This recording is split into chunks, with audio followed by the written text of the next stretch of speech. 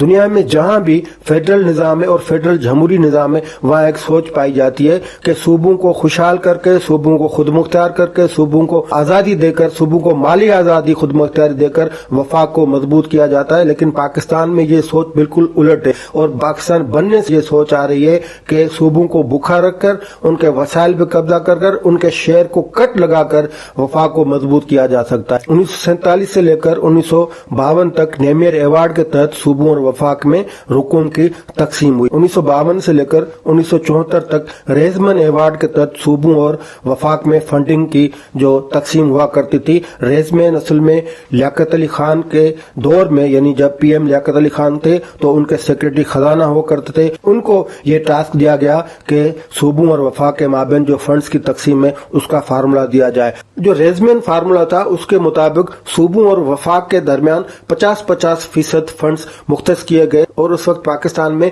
4 صوبے بنگال، پنجاب، سندھ اور سرحد صوبہ، جبکہ 2 ریاستیں بہاولپور اور خیرپور ریاستیں تھیں۔ تو جو فنڈز ہوتے تھے ان فنڈز کی جو تقسیم ہوئی، اس تقسیم میں بنگال کو سب سے بڑا حصہ آیا 47%، پھر جو پنجاب تھا اس کے لیے 25% سم تھنگ، اور سندھ کے لیے 12%، اور اس کے بعد کے پی کے، اور ایون جو خیرپور کا حصہ تھا وہ بھی کوئی 2% رکھا گیا۔